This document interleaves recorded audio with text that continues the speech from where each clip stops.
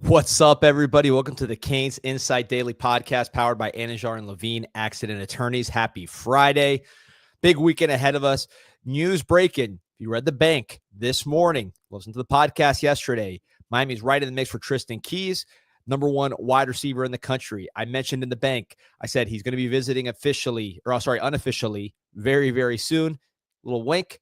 He is visiting Monday. It is now public, and he'll be here on campus this weekend. And, this is number one player in America. We'll be seeing the Miami Hurricanes as they open spring practice on Monday. So very, very excited to talk about him, watch some more of his film. We've done it before. We said his official visit, but now this unofficial visit came together, and he is visiting for that opening practice. That doesn't tell you he's interested. I don't know what does. I'm talking about multiple visits from the number one receiver in the country. If you're looking for elite law firm, look no further than Anajar and Levine Accident Attorneys. They don't have to visit. They're here in Florida. If you or someone you care about has been injured in an accident, you could be entitled to significant compensation. Dial 1-800-747-FREE, 1-800-747-3733. Take back control of your life with Anajar and Levine. Pete, hop in here. What's up, D? Doing great, man. Weekend's coming. It's the bank. When I give you those little clues of very soon and things like that, I'm trying to get as close as I can, telling you, stay tuned. Yes, that was the old Peter Reese trick, the stay tuned. And sometimes it didn't always come true, but I think your predictions are a little bit better than mine these days. Well, listen, so number one player in the country, number one receiver in the country, maybe number one player in the country. I mean, this guy's a monster. So, Pete, I know you love this guy. So just pull up the film. We could talk about this guy. We talked about it before, but I think, again, now that he's visiting. And so a couple things real quick on the recruitment before we even talk about the player. 6'3", 180 pounds, Hattiesburg, Mississippi, right? So right in the heart of SEC country, number one receiver in the country. I know Tennessee's been kind of talked about with him. Ole Miss and Mississippi State are obviously local. But the thing, I heard this is wide open. Tennessee's not been great with wide receivers lately, quite frankly, for all the other success they've had. Miami has 3 receivers at the combine right now. Horton going there next year, just off this year's team. So I think that's a selling point when I'm asking about people. I don't think Mississippi State, or I don't think Ole Miss is recruiting Keys as well as they could. That's not necessarily Lane Kiffin's strength. So this, from what I understand, this baby's wide open. And first day of spring practice, he's not in any SEC campus. He's at the University of Miami. And I mean, look at these highlights. Yeah, the physicality and the body control you saw in the first clip, but he's big, fast, strong. I mean, he's everything, right? But he's not just the physical tools. He's got the actual, you see him running the route tree.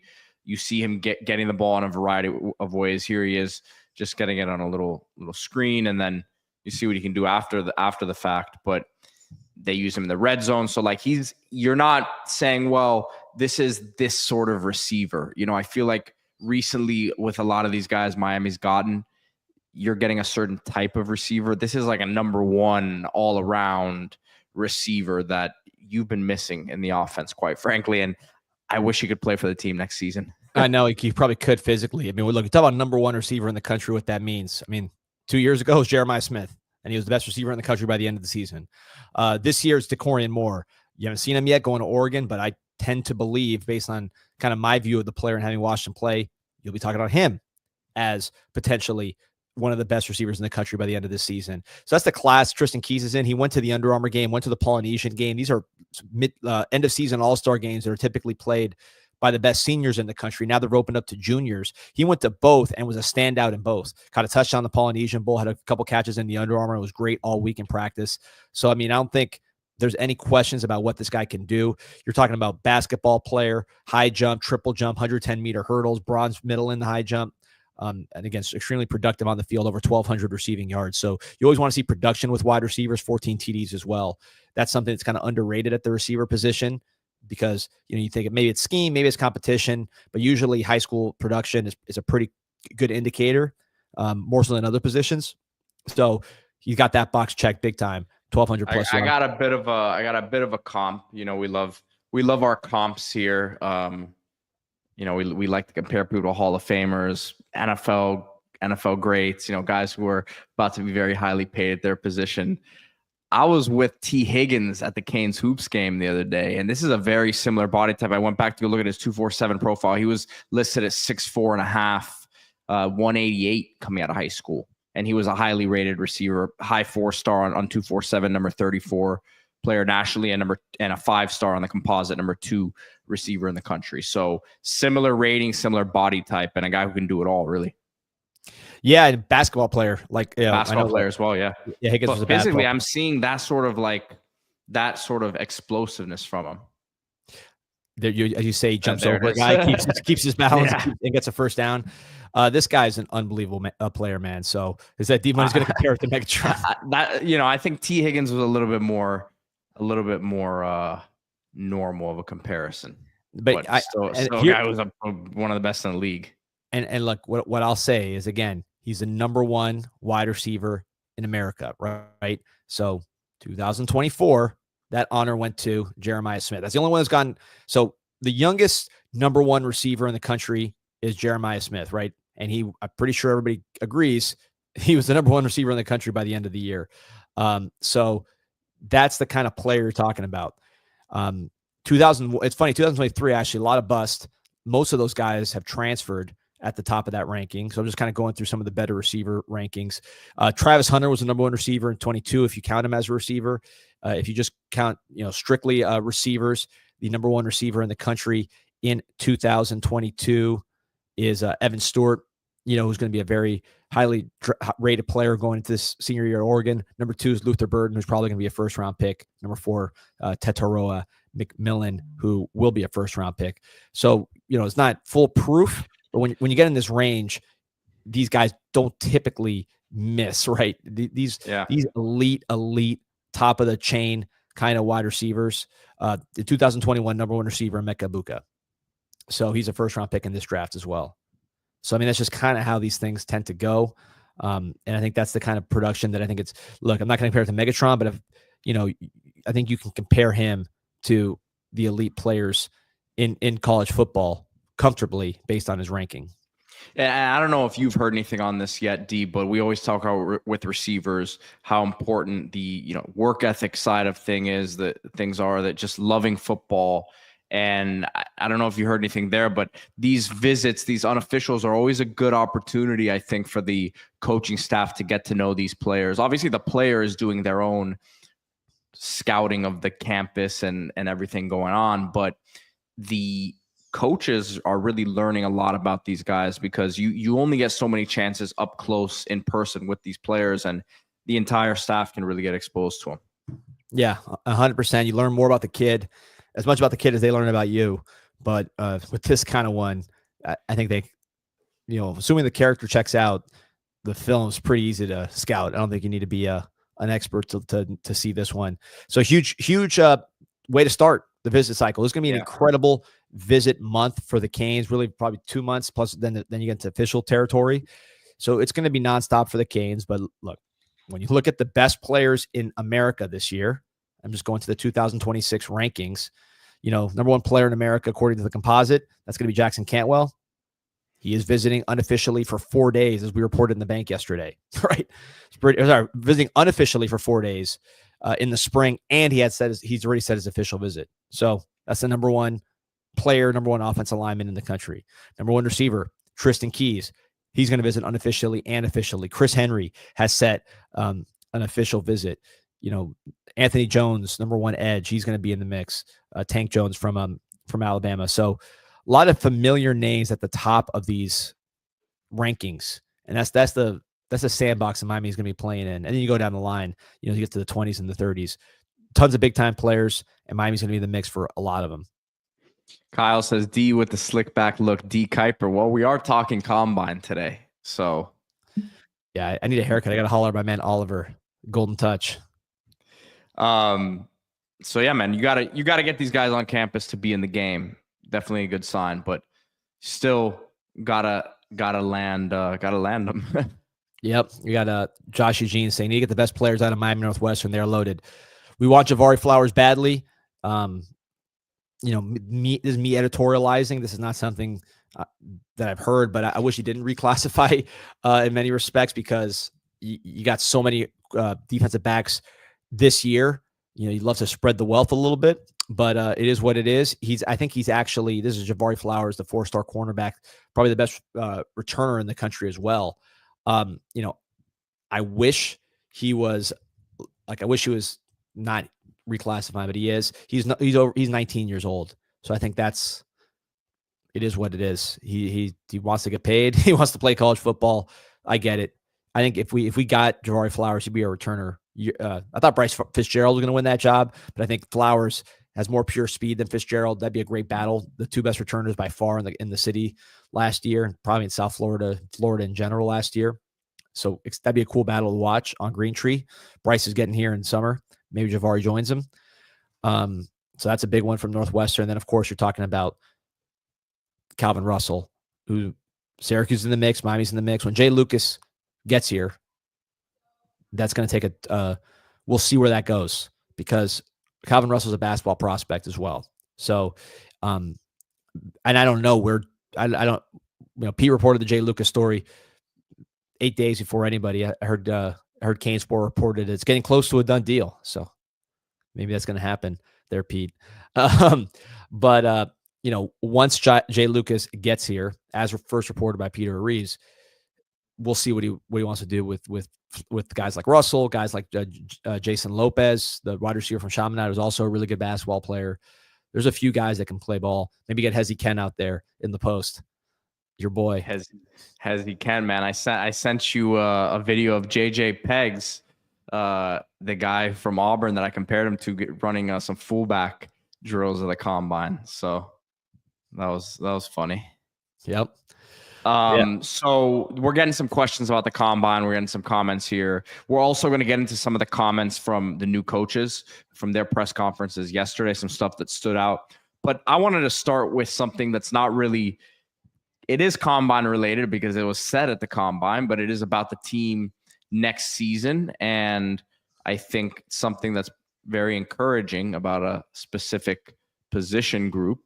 And that was Cam Ward's comments about JoJo Trader, saying that he'll be one of the best wide receivers in the country next year and that he's Miami's next great wide receiver. Yeah. I mean, you love to see stuff like that, right?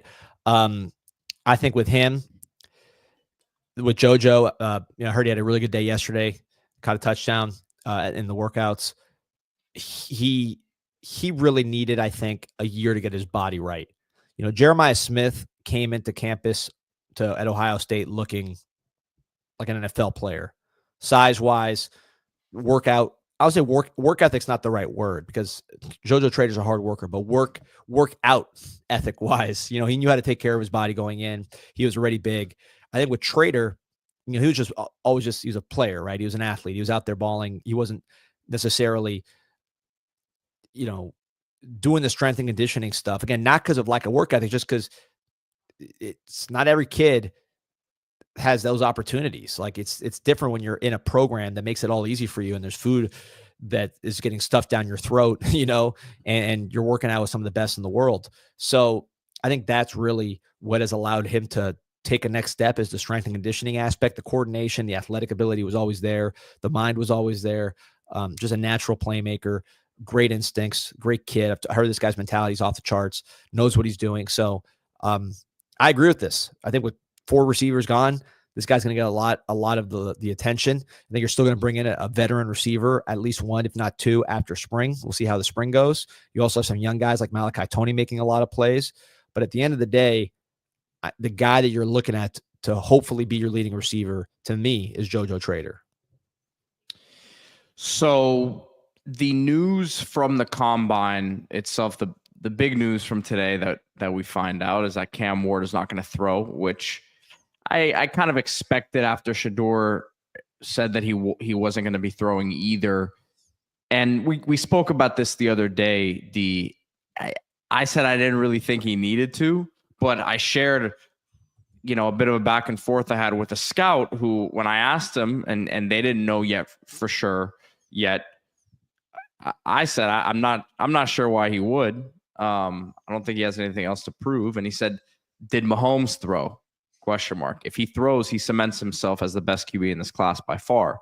Now, that's assuming that the thing is, I think the teams who are up there right now already have him kind of slotted ahead of Shador at this point, which is what he said today, which is that throwing it, isn't going to move me up anymore at this point. And this is the other thing he said, which is that 5 years of film speaks for itself, which I tend to agree with that as well. But we get confirmation that he's not throwing. Your thoughts? My thoughts are, look, it's going to come down. There's 3 teams really that we're thinking about, and maybe a trade up team. So it's not like Mahomes had a pretty wide range, right? So we'll see where this one goes. Oh, by the way, great comment by Kane's comeback tour that Tyler Barron telling reporters that the portal guys need to look in Miami was great stuff. Yeah, Pete, see if you could pull some of these clips from the D, man, we gotta let it play out. I have everything lined up, man. You're here in the private chat telling me get stuff right. I have this all laid out, man. Don't worry. Forgot I'm dealing with the best. I know because you're a newsbreaker these days, so I wasn't sure if you're still producer of the year. Now that you're Wojciechowski it out there. Or who's the newsbreaker in college basketball? Truly Donovan? John Rothstein. I like John Rothstein, Jeff Goodman, Gary Furman. Those are the ones you're looking at. I'll believe that report on Jay Lucas when it gets confirmed. So with Cam throwing, I think we're just talking about a few teams. What makes sense to me now that they're saying the Giants are trying to get Aaron Rodgers. I mean,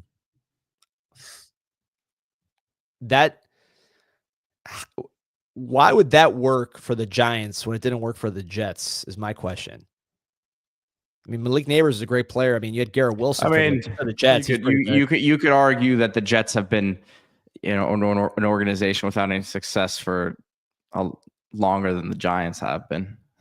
Yeah, but the Jets has better players than the Giants now. I mean, the Giants just gave away Saquon Barkley for nothing. I think Dable is a really good offensive coach, though. I think maybe have some more success with him. Maybe. I mean, didn't they have the worst offense in the league this year or close to it? So if I'm the Giants, I am doing everything I can do to get Cam Ward. Period, point blank. If Tennessee's really open for business, make the trade, get Cam Ward. It's a fit. He wants to be there. I think the team needs that kind of face of the franchise. I don't worry about him handling the pressure at all. He is very mentally strong. He'll be a superstar there if it works. You need to distract people from the fact that you just completely botched this Saquon Barkley. I mean, really, this whole build was botched for the Giants. So if you want to kind of turn the page, best way to do is with a new quarterback. I don't love the football fit necessarily for Cam in terms of they need to get their offensive line they've invested in and they still kind of suck. But you do have Malik Neighbors in place, and that's a start. But to me, that's the fit that makes sense. Browns are so much of a mess. I don't know what you do there. And Titans doesn't seem like they want to get Ward. So, I say Giants is the fit. Trade up, make it happen. Let the Titans, if they want a dual Carter, I mean, he has a bad foot. Are the Browns going to take Abdul Carter when they already have Myles Garrett, aren't going to trade him, and this guy's got a bad foot? That seems kind of wild to me. So you wanted media clips. Here is Xavier Restrepo talking about what it meant to play for the Miami Hurricanes. No doubt, great question. Again, playing for the U has always been my childhood dream. And again, like I said, you're playing for the name on the back of the jersey, obviously.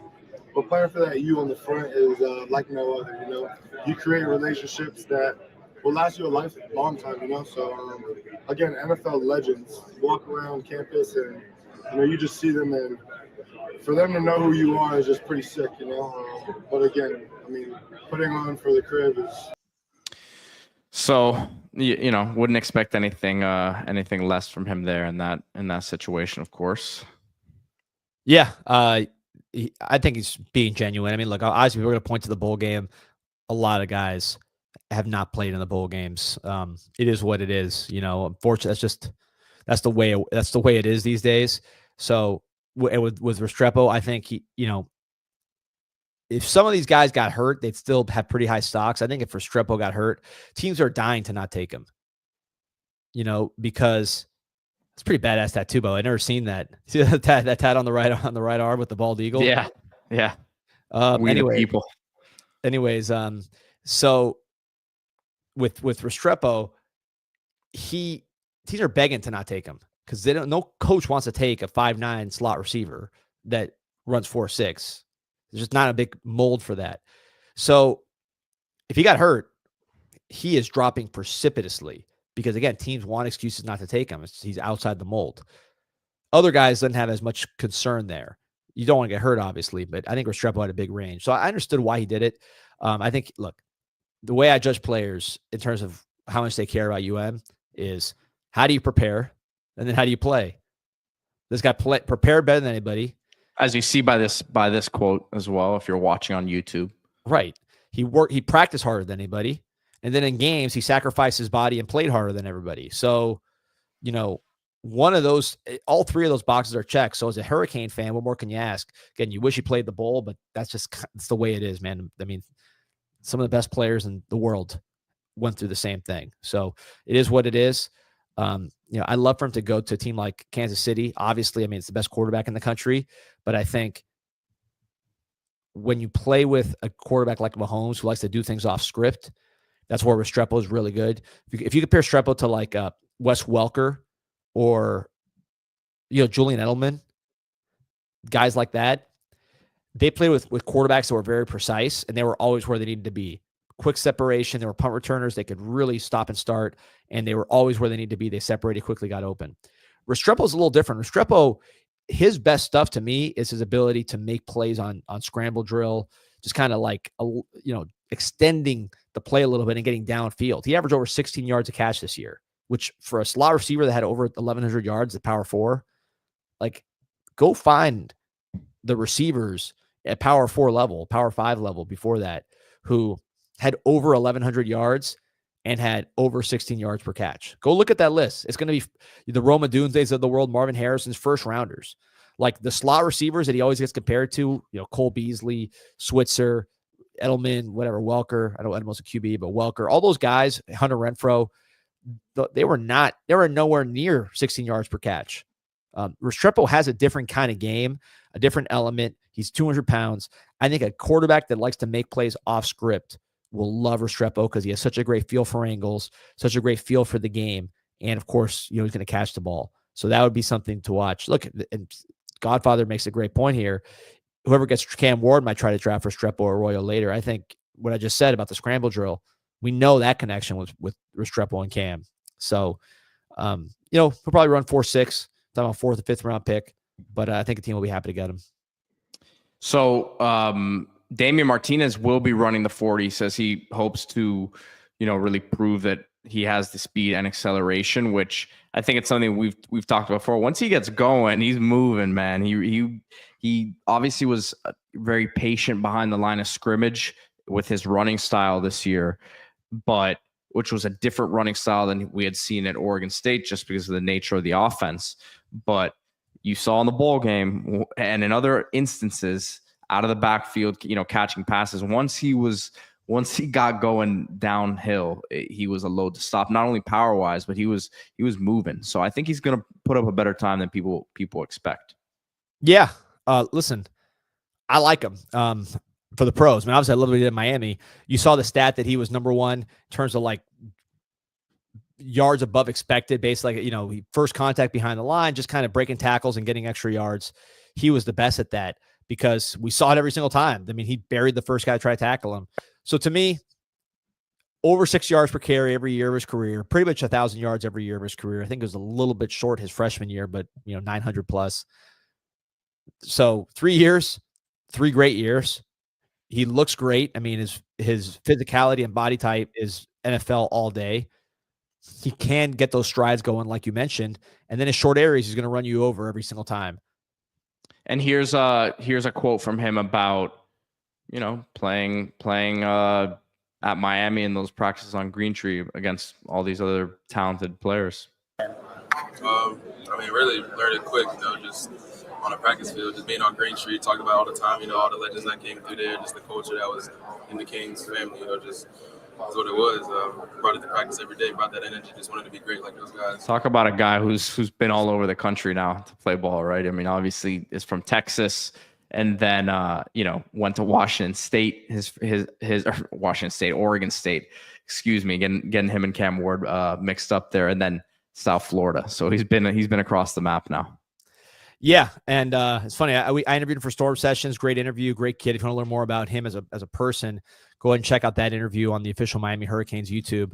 But he told me he loved Oregon because he liked the trees. He liked to just drive around and just check out the trees and the nature. He's not like a tear up the beach kind of guy. He's pretty low key. Not a big talker, but he opened up in the interview pretty good. And my big takeaway from that interview was same thing as Fletcher, same thing as Jordan Lyle. These are big backs, guys. These guys are not like muscle hamsters that are like 5'9" and just weight room like this. Like these are big, long, legitimately big dudes that are running the ball. These guys are physically impressive guys that if you go off the bus with them in the national championship game, you feel good about what you have. Georgia had guys like that forever. Bama had guys like that forever. Ohio State, it. So we're there with the running backs. They look the right way. And Martinez led the pack this year. So running backs have not gone out on the field yet. Let's talk about a couple groups that have, D, and some guys who have stood out in a major way already. I think this was in a good way a surprise to some people, this number that we're going to talk about here. And that's Kiko Mauigoa. Shout out to Liam Willerup with the video here. And this is an in-stadium look. Actually, the video's from Dolphin Derek, our boy Dolphin Derek. Shout out to Dolphin Derek. Liam tweeted this out, so I'll play it in a second. But 4'6" for Kiko Mauigoa at 233 pounds. From what I understand, D, talking to some people, he played the season, believe it or not, closer to 225. When I heard that, I said, there's no way. He looked bigger than that to me. And I was told he definitely was closer to 225 than 233, what he is now. So maybe his body recomp, I don't know. But here is 4'6". I mean, looking really good. And that was an issue, I think, this year. We saw in open space, in coverage, his ability to move. But we see his speed downhill, at least in a straight line right here. Yeah, you're happy to see it because this guy gave a lot to the school. He worked really hard. He played injured this year. When you look for reasons why he struggled at times this year compared to the junior year, none of them where he didn't work. None of them where he didn't care. None of them where he didn't play hard. It was injury stuff, scheme stuff. This is a talented athlete, a really instinctive player, particularly going downhill. I think if he goes to the right scheme and stays healthy, he's going to be a pro player all day because he's got the size. Clearly, he has the athleticism, as you see here. I mean, look at that shuttle, 4.24. I mean, that catches my eye too. 10+ broad, 35-inch vert. I mean, this guy's, it's not just a straight line athlete. This guy can move. Right. And that's why I bring this up, just to explain to you guys what this is. If you're watching on video, you can see the numbers. If you're listening on audio, what I have here is a guy on Twitter at MathBomb, who for years, as an agent, this is always the guy I would go to see kind of like how guys stack up historically in terms of testing. Because you always say, oh, this guy's a freak. This guy's a great athlete. Okay, well, when you look at everything across the board, so he kind of throws the numbers in there, and there's a scale and a system to where he matches it up against players from the same position over the years. His testing rates 9.31 out of a possible 10, which is a great score. And he is 203 out of almost 3,000 linebackers in the last almost 40 years, 38 years. So ranked in the top 200 out of 3,000 linebackers, historically testing wise. Now, size wise was more at the middle of the pack, as you see composite size grade and composite explosion grade. He was good in explosion grade, but size wise, okay. But you look at that speed grade, and then overall, the speed and the splits, that shows you that quickness. I mean, his 10-yard split was elite, 9.5 out of 10. So across the board here, great job by him. He's going to get drafted without a doubt in my mind now. Yeah, and look, I mean, I don't know what he's going to play at, maybe closer to 240, right? So knock the athletic down a little, not that much, a little, and he's he's a 240-pound linebacker, and I don't think he plays any less than that. This guy can thump. So you look at the stats, because again, we look at the bad plays this year. The defense was tough. He didn't feel like he didn't produce like he did the year before. Certainly not in terms of getting in the backfield. Again, a lot of that I think was schematic and injury related. But just over the 2 years, you're talking about 178 tackles, 29 tackles for loss, 2 years. That's a lot. 9.5 sacks, 2 picks. So he was just very, very productive. 3 forced fumbles during that time as well. Really productive player. Definitely not the furthest thing from a package deal when it comes to his brother. You see package deals, and this guy's definitely not. He's a total standalone stud. Can you imagine how his brother's going to test? By the way, I saw this guy walking around campus he had the guns out, and he's lean. Talk about his brother Francis Mauigoa. So just seeing some of these testing numbers, I can only imagine what his brother's going to put up next year. And his brother's gained weight, I've heard, on the scale.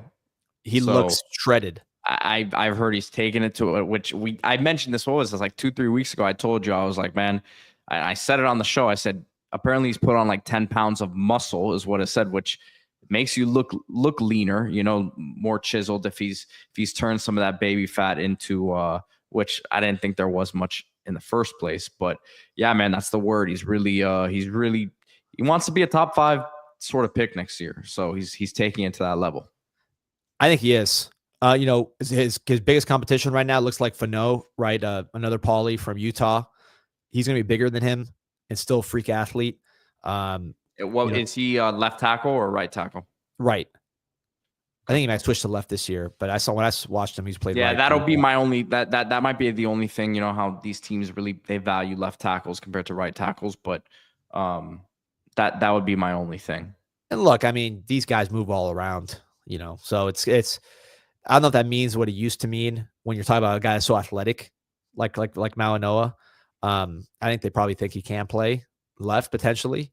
We'll see how it goes this year. But he looked awesome when I saw him on campus, man. That guy is ready to rock and roll, and I think he's going to make a real run for that. I mean, you look at the mock drafts when you look a year out, they're not always the most accurate, right? In terms of like looking at, like, in this case, a 2026 mock draft a year out, they're not always the most accurate, but they're not inaccurate, right? I've seen them. They tend to hit more than they don't, I think. But look, I just pulled up right now. I didn't plan this at all. I just pulled up literally the first mock draft I Googled. This is called A to Z Sports, which is seems like a pretty big website covering the draft. Nothing professional, but number 1 pick on this draft board, New York Giants, Francis Mauigoa. I didn't even pick it on purpose. It was the first one I pulled up. And then Francis Mauigoa was the first pick. You got guys like Caden Proctor, right? Another highly rated offensive tackle, but I think Francis has played better than Proctor to this point. Proctor has some tough times. He's still a great player, but it's not been total smooth sailing. It's just like, what can you say? I mean, look, when you look at mock drafts, you say they're normally accurate. And yes and no. I mean, look, you can point to guys like Cam Kitchens and Leonard Taylor, but I would have told you at that time, Cam Kitchens is never going to be a first-round pick, not because he's not that good, but he's never going to run fast enough. He's never going to be athletic enough testing-wise for them to take him in the first round.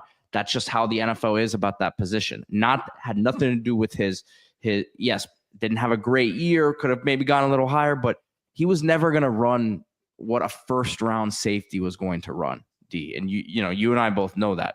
So I would have told you then, those weren't very accurate. Leonard Taylor, we could have said there was not really consistency. There was weight issues. We knew what the talent was. But like with Francis, I don't know what to tell you. My only thing is what I just said is that, like, okay, well, if we're really gonna nitpick, he's never played left tackle here. So like maybe they'll say, well, he's limited. I don't think I agree. I'm on your side here, but I just don't see. I don't see what the downside is. He grades out well. He's got the physicals. He's got the character. There's nothing that is a red flag to me about him. No health, knock on wood. Hope you pray for the continued good health. One other thing I would say, Pete, and we talked about this yesterday, and I talked to some people that confirmed, Miami coaches are there now. And the reason Miami coaches are at the combine is because not just all the guys that they have going there, 10 players, but Mauigoa's at the coaches. combine. And other coaches from other schools. Right. Mauigoa's at the combine, or going to the combine for this program. Right. It's at the combine, right? The NFL program, Pete. Yeah. So Mauigoa is going, Carson Beck is going, Ruben Bain is going, and that's to basically get a jump on the NFL draft process. And what'd you say, 30 people are invited to this thing? Yeah, 30. I remember the only Miami player in recent memory that I really remember getting invited, is Greg Rousseau, because I'm trying to think who else would have been invited. Like Jalen Phillips came out of nowhere that year. Rousseau was that one. Who else has been in that first round range that we knew before the season like that? I don't think Cam went to that Leonard last Taylor. year. I don't remember Leonard Taylor. Maybe Leonard Taylor was. You know what? Maybe Leonard Taylor was. Should have listened. Maybe he was. So whatever they were saying. Glad that he's got the lights come on, it seems like, and he's going to be a really good player for the Jets. Let's talk about a guy who I think avoided what happened with Leonard Taylor last year in terms of the slide, and that is Tyler Barron, because of how he tested. But let's listen to what he had to say here about his experience in Miami and what he would tell other players if they were thinking about coming to Miami, especially from the portal. For me, it was a thing I wanted to figure out what did schools do wrong. So for me, it was why not the U. I feel like the U did everything that I needed. And I feel like for any player that's coming out and kind of looking for a school, I feel like if you look down the Coral Gables, there's got to be a lot of places that can offer you. So look, this is a week that's huge for this guy, not only for what we'll talk about now in the testing, but really the interviews, a guy who transferred, and the injury that he came into Miami with. I don't have word on what the medicals look like. I may not be able to find anything out on that. We usually don't find that out until closer to draft time. But the interviews, I'm gonna see how he did out there. But this is gonna be a big week for him in terms of that. Now, testing wise, like we were talking about with Kiko, but this is even to a higher degree here. Tyler Barron, 9.77 out of 10, ranked 42nd out of a possible 1,800 defensive ends since 1987 to now. And 4.66 40. Again, the splits are elite. You see that quickness explosion, which is, I think, what you and I had consistently talked about with him, is just like that pop in his pads, what we saw when he transferred over, and it was not consistent at Miami.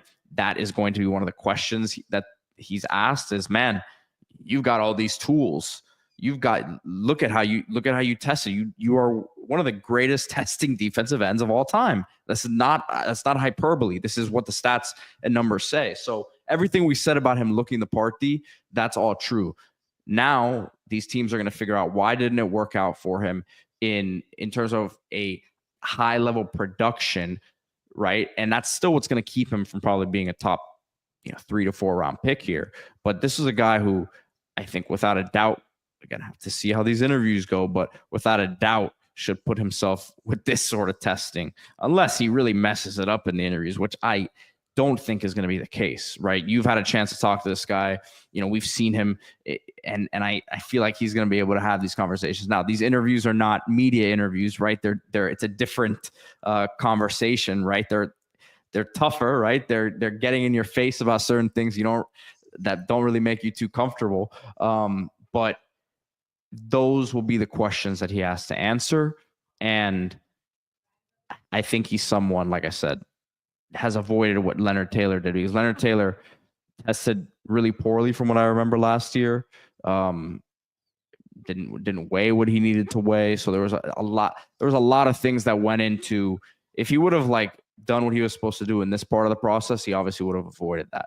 But Barron, good on him to have taken this part of the process seriously, because that's step number one. Yeah, and look, he'll get dinged just from being on different teams and stuff. That's always kind of leaves people upset, right? When you're on different teams, the team that you usually. Unless you recover at your next spot and like with flying colors, and then you can then say, look, they were the ones who were wrong. I'm not sure that he changed enough people's mind with what he did here to be able to say that. D is what I'm getting at. Right. No, and look, here's what I'll say. I sat down and talked to them. First of all, physically impressive, just like with Martinez. I mean, the guy looks the part, as you can see from those numbers. His dad was a coach, so he's almost been bred to be a defensive end. Just some of his dad had him in wrestling because it'll help his defensive end. His dad had him playing tight end and running because it would help him now with the combine, right? All these years later. So this has been a process to develop him to this. So he takes football very seriously. He's from a football family, smart guy. I talked to him, the lights on. The guy is a professional kind of attitude. So I could see him definitely helping a team. You look at the Shrine Bowl, he did very well. He's going to be an interesting guy to watch. And I think the more guys that can make it, you need to get your NFL numbers up.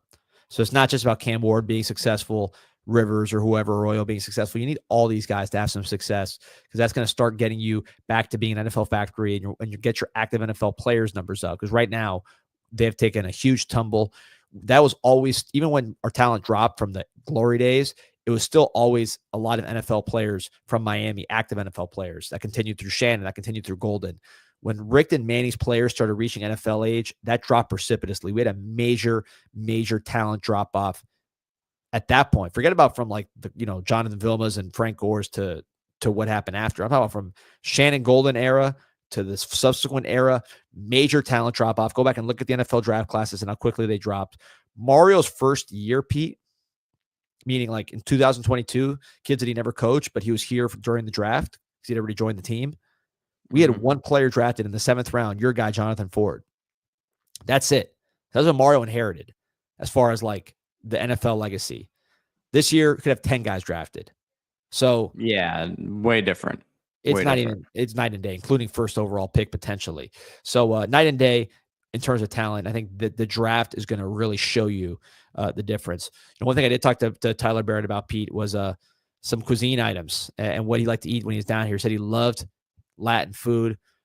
He was a little before his time because the grand opening as he was leaving took place right down the street from at the Dayland Mall Dining Pavilion. And that is Islas Canarias, established in 1977. The #1 Cuban restaurant in the world has now moved east to the dining pavilion. Still got the classic spots out west, but in Dayland, right there by the metro, right there by downtown Dayland, a million things.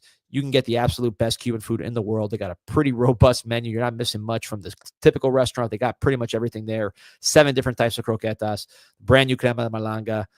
What else you got there? The cubaritos, a little kind of a newer thing. Twist on a classic to be very convenient to eat on the go. Empanadas, pastries. You get the guava and cheese, a classic. So many great items. The Cuban sandwich, croqueta preparada. You got classic dishes at Islas Canarias Cuban Express. Don't have to go to Westchester. You don't have to go to Sweetwater. You got it right there next to the University of Miami. So a few more things here about the combine, D, before we get into some comments from the new coaches. Juan Manuel asking, why didn't Simeon Barrow get an invite to the combine?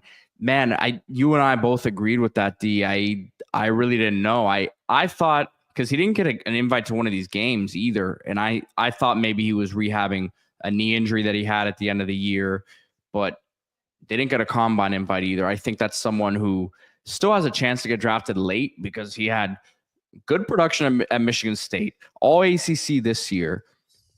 Quick, not the biggest, right? But I think decently twitched up, man, and was living in the backfield for the most part this year. Was the most probably consistent player on the Miami defense, I would say, and him and OJ Frederick for the most part. I don't see how he didn't get an invite. I really don't. Yeah, I'm surprised by that too. I think he is undersized. We get that, but I think still there's guys who get invited who are undersized. Yeah, I agree. I was surprised by that. Look, for Miami purposes, the guy played great. He was all ACC first team. Can't ask for anything more.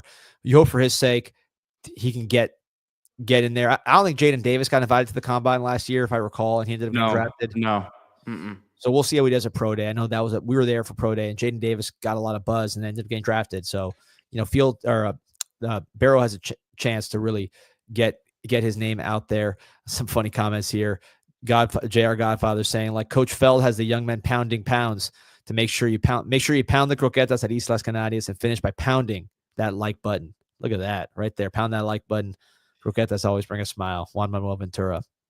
Elijah Arroyo is not going to be working out at pro day only. He, like we said the other day, the word is that he said he just tweaked something in the senior bowl game. I think it's probably smarter what he's doing. And, if what my hunch is that he's just waiting till pro day because he feels, based on information that they have, like if he feels pretty good about where he's going to end up if he does, certain things here moving forward. But the consensus on him is he'll, be a top 40 to 50 pick here at this point. No guarantees for the first round, but certainly has a chance for that back end. And I'd be shocked if he gets past 50. Couple other things. Sam Brown, he's going to be there. He said this was his best team experience of his career this year at Miami. Obviously by the numbers, not a great season for him, but credited Cam Ward and his leadership. Andy Borregales is there. Jalen Rivers will be there, but offensive linemen haven't spoken yet. So we haven't heard from him just yet. Yeah, I love Rivers. That to me is my guy as far as, obviously Arroyo and Ward are the two best prospects. Beyond those two, if I had to bet on any of these guys to play in the NFL for 10 years, I'm betting on Jalen Rivers. I just think size, consistency, versatility, mental, he has it all. So I think that's why I bet. As the longer I've done this, I bet on the smart guys, the guys that do things consistently well. It's not the best highlight. It's not like, Jeff Thomas, I could put together a pretty good highlight reel, but Mike Harley was the one that actually produced to Miami, so I usually bet on the smart guys. CP has a comment here, and I wanted to address it real quick. D says, do you guys think Barrow's issue with the NFL is relating to his attitude? He left Miami and came back. He was also fighting on the sidelines during the last game. Number one, the NFL, they don't hold anyone from the combine unless it's like an actual criminal situation or a domestic situation that is like under investigation. So neither of those things are true with him. So that it wouldn't be that. And just my info, I don't really have a comment on the situation where he was, potentially going to leave and all that, but I'll say this about Simeon Barrow. I know for a fact he was playing through a knee injury at the end of the season and was really toughing it out. And that earned my respect when I heard that. I know you had kind of heard something similar as well. And like, I don't know. I can see what you guys are saying about that, but I saw a guy who was an all-conference performer for this team, was bringing it week in, week out, and was playing hurt at the end of the season. So that guy had my respect. I agree with you, Pete, but I see what CP's saying, and that I don't think that's why that they kept him from the combine. But I'm not sure Michigan State's going to give this guy a glowing review. Yeah, I think some of the stuff people do see. So it's, and this, Pete, from having done it, it's never one thing. It's okay. Well, he's a knee. Okay, well, we didn't love how this situation unfolded. Oh, he's undersized, so you kind of add them all up. Yeah, I mean, look, if you're Jalen Carter, you could, it's hard to think of the crime that will hurt you too bad if you're Jalen Carter, but right. Shorter. Same with like kind of totally different situation, but it's kind of how we we're talking about Restrepo earlier. The dings hurt you more when the teams are looking for a reason not to get you. Yeah. The wide receiver from LSU who had that incident with I guess he hit someone when he was driving and someone died. They kept him out of the combine this year. So it happens without a doubt. But what you're saying also could be the case for a guy like him who kind of has the odds stacked against him. He's not the biggest guy in the world. Like those things, they can add up without a doubt. So yeah, as Blue said it, And we talked about earlier, didn't get an invite to either one of those games. But hey, has an opportunity here ahead of him, without a doubt. Let's get D to some of these comments by the new coaches here. I got to start with this one because this was the one that stood out to me and kind of think it goes hand in hand with what we were talking about how Mario has flipped the roster in terms of getting the talent there. He took over. There was one draft pick, 7th round pick. And now you're in a position where there's a lot of guys who have a chance to get drafted. And this is what Zach Etheridge had to say. He said, I like to call myself a great recruiter until I saw Mario Cristobal recruit. Watching him has been eye-opening. Yeah, and he expanded on the quote in the larger quote. And he was talking about, just the daily accountability. What do you do today? That kind of thing. And I didn't think he was buttering up. I think he was being genuine. This Cristobal, I don't think people understand truly how much, because obviously NIL's made a big difference and everything else. I don't think people understand just how much time Cristobal spends recruiting and how unusual it is for the head coach to do as much as he does. I mean, it's just not human. Like other head coaches. A lot of coaches delegated, yeah. Delegated entirely. I mean, like this guy recruits more than the assistant coaches as the head coach. Zach Etheridge is an assistant coach. So, when he sees the head coach, and he's been around head coaches, he was around Hugh Freeze, he was around Willie Fritz now at Houston. So these are named coaches. They get paid a lot. I'm sure he compares what they did to what Cristobal did. And he's like, geez, Louise, like it's different. I can tell you, say what you will about the NIL, say what you will about, Georgia Tech not kneeling, all the things. This guy's recruiting effort as a head coach is 100% unique and is a competitive advantage. So Will Harris, new safeties coach. Obviously, there was a lot of speculation, not from us. Or you guys kept asking us, and we just kept saying, we haven't heard that. We have not heard that. So obviously, it didn't come to fruition in terms of the rumors with him in the NFL. But this is what he had to say, and this is from our boy Luke Cheney at Inside the U. So this is what Coach Harris had to say about sticking with his choice to come to Miami. Cristobal just going against him when we had some battles up there with Washington and Oregon. Just watching him from afar and just kind of why not go learn off one of the best in the country and be a sponge. I think that was one of the biggest things for me, just having that conversation with him. NFL things came about, but at the end of the day, I have to do what's best for my family. So what do you make of that, D? I think it's so one thing, Piana, you've heard the same. You've heard opposing coaches say, well, no one wants to work for Cristobal. He works too hard. The same thing I just said about recruiting, right? Some people want to take a break from recruiting. When your head coach is that hard on recruiting, it's hard to chill, right? Because the head coach is the tip of the spear and he's recruiting harder than anybody. So the word from a lot of coaches is coaches do not want to work for Cristobal because he works too hard. And then, of course, they work hard. But you look at it, Etheridge had a lot of options, just got promoted. Will Harris had a ton of options. Was at the peak of his coaching career as an assistant. Not saying it's going to be the peak, but it's the current peak. And he knows Cristobal. Like all the stuff you hear about Cristobal, he worked for Washington, he worked for Florida, two of his biggest rivals. He said the same thing as Etheridge pretty much. He saw him work at Oregon when he was out there and made an impact on him. So look, money talks, all that, whatever. You can't tell me that coaches do not want to coach. So I'm sure some don't. But in general, the coaches do not want to be on the staff when you're getting guys that are highly desired like Will Harris. Florida did not want to lose Will Harris, not even a little bit. So this guy saw Cristobal up close at 2 programs, and he joined. That tells me a lot. Actions speak louder than words. Then we got Damian Lewis here. This is just a quote. I don't have video on it, but Damian Lewis on returning to Miami, or returning Miami to national championship contention. It's mindset over matter. We have a tradition here. We have a culture here that started long before these kids were born. I mean, how much of this we always hear, the fans always want the former players right back in there. And I don't think most of the suggestions make sense, to be honest with you. I think we've tried some of them and they haven't worked. But with Damian Lewis, I really respect his path to getting to where he is right now, D. And I think this one's going to be a slam dunk hire. I think recruiting wise, he's going to be able to really connect with a lot of these big time recruits that they're going to be after.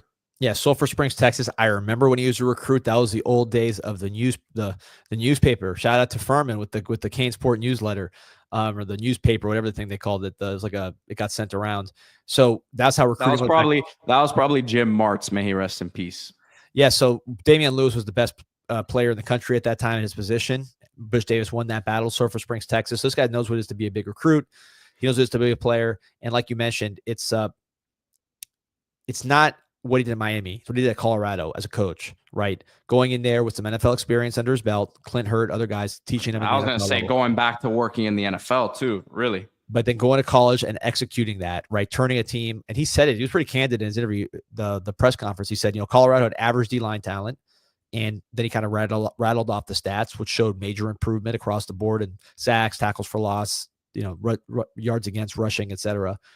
So he has a track record. It's a short track record, but he has a track record and a good trajectory that's separate from what he did on the field in the Orange Bowl. So I think that, to me, is what excites you about Damian Lewis and some of the quotes he gives. You can see videos of him in Colorado, and I've heard this from people there. He is the hype man.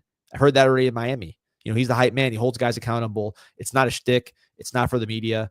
He's pretty hyped up, and he's a motivating kind of coach, and he's a tough coach. So I think that's just his personality. And what he's saying about, cutting open his arm, showing bleeding orange and green, all that stuff, I don't think he's doing it for the cameras. I think he's a pretty passionate guy, the big time speaker. And look, Corey Heatherman didn't speak yesterday, but he spoke back in January, and just a reminder of what we're working with here. Yeah, what I loved about this press conference is every single position coach said, we are working with Heatherman. We're trying to get on the same page. He's collaborating, great respect. Because my big concern with this staff, and it's not from anything specific, it's just, all-star staffs, it's not just, hey, there's a great coach that everybody wants. There's a great coach everybody wants. They're going to be great. It's about fitting together under a scheme, speaking the same language. Oh, look at the CP just said the exact same thing. We're seeing the same way. But they're speaking the exact same language. They're learning together. Everybody's there at the same time. It's not guys coming into a system that already exists, etc. So the cohesion is critical. The trust is critical. Again, this is press conference. I don't know what happens behind the scenes, but they're saying the right things, and you hope it plays out that way because I think maybe with Heatherman being a younger coach, somewhat out of his element, being a Northeast guy now in Miami, then spent some time in the Midwest, of course, in Minnesota, I think he'll be probably more deferential than maybe some other coaches that are more veteran. And at the same time, these are all young guys. So hopefully they're not so stuck in their ways that they can work together and make this work. And the easiest way to make it work, great players. Yeah, and I think there's a level of respect, at least early on. Again, what happens as the stuff goes on throughout the season, relationships can break down as things aren't going well. We understand that. But I think there's early on like a real appreciation from people inside the building. Like, man, this guy's really smart. This guy, Heatherman, his ideas and some of the stuff that he's really, they respect that path. Like we've talked about with him before, his background, how many different places he's coached, how he's gotten to where he is. Because like you've been that many places, you've worked your way up. It's very tough to fake that. Someone would have sniffed it out a while ago if you were a fraud. And I think now that he's there, it's like, all right, like this guy's got something to him. So let's see. It's early on. And I parsed through this quote from CP, so I missed the question there, and I apologize, CP. He's saying, wouldn't it have been easier hiring guys that already know the system? Maybe, but there's a lot to it. There's University of Miami, right? So you got to have guys that fit here, fit this level of football, fit this kind of recruiting intensity. So, you hope it can all come together. It would have been easier, but look, we got Chevis Jackson last year with Guidry, and that didn't work out. So I thought it would, for the reasons you stated, especially after that Steele thing kind of was such a spectacular fail. But it didn't work out with Chevis Jackson and Guidry. So let's see how it goes. We've had almost 800 over 800 here for a while, and we're at almost an hour. We haven't said like or subscribe for a good time here. So remember to hit that like, subscribe to the channel, guys. Anything else we got here, D? No, just listen, like and subscribe to the channel. This is the home of newsbreakers like Peter Reed's, the Woj, the new Woj. Now the Woj is gone. And this is where you heard first that Jay Luke is going to be the head coach of Miami. So if you're excited about Miami basketball again, you want to get some gear, you want to kind of get back into the spirit of things, Miami Hurricane Team Store, MiamiHTS.com, the physical store right across the street from the University of Miami next to Thesis Hotel. They got 30% off all basketball gear, 30% off basketball gear. You see it right there. Shop now.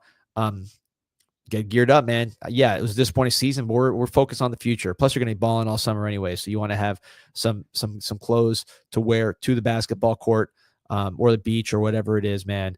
Go out to. Man, I like these shirts, man.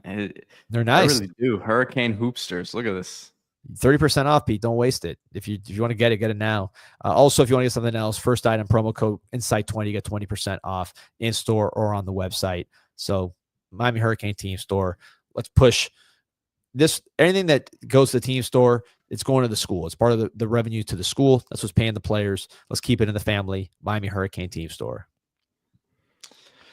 So we will keep you guys updated, man. Big recruiting weekend. And, Monday got Tristan Keys coming in. If you just joined us recently with our first part of the show, we talked about Tristan Keys, #1 wide receiver in the country, going to be visiting Miami unofficially as first reported by D Money. And again, got to keep it locked on the bank. Keep it locked on CanesInsight.com because you would have had an idea that something like this was happening if you've been tuned in over the last few days here. Yes, sir. Everybody have a great weekend. Go Canes. Go Canes. Like and subscribe.